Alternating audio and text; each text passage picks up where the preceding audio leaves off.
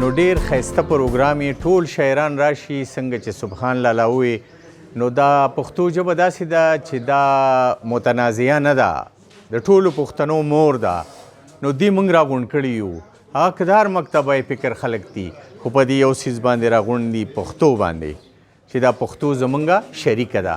په دې کې بلا ښایسته ښایسته سندرې متلونه ټپې غزلونه دا ویلې شوي دي دا پته نه لګي دا چا ویلې دي دا ټپې خو بهرحال هغه زموږ د ټولو شریکې دي شریکه اثاثه ده د پښتو ژبه هم زموږ شریکه اثاثه ده داسې پروګرامونه چې کوي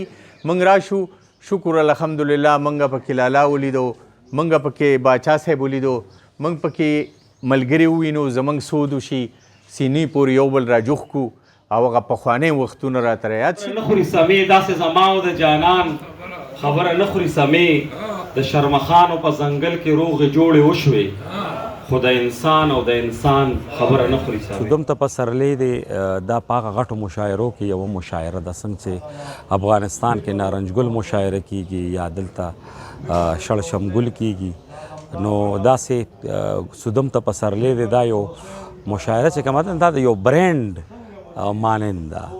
نو تاسو کتل دی کې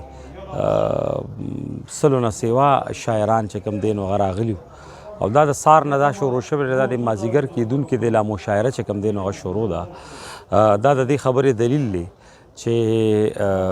اوس هم داسې کسان شته د خیره سره چې هغه پښتو پالونکي دي پښتو ساتونکي شماره خولې وې د هېڅ چا سره غوږونه نه وو دلته د غږ د اورېدلو رواجونه نه وو هر څوک راګیر وو د خپل ذات په دایرو دننه هر څوک راګیر وو د خپل ذات په دایرو دننه د دې پنجرو نه د وتلو تدبیرونه نه د مدبي جرګې او زموږ ډېر ملګري چې دي ډېر ګران ملګري هغه د دنیا نه تللي دي پای کې نظیر یوسفزی دی جان علي باچا دی رضوان شاه رضوان دی نو دا باغي کوله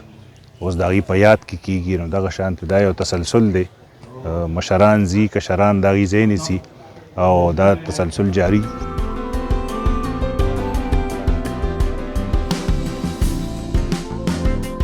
دا د ادب خدمت دی او شاعر دې ته خپل ځان وقف کړی دی نه ورله څوک تنخوا ورکوي نه ورله څوک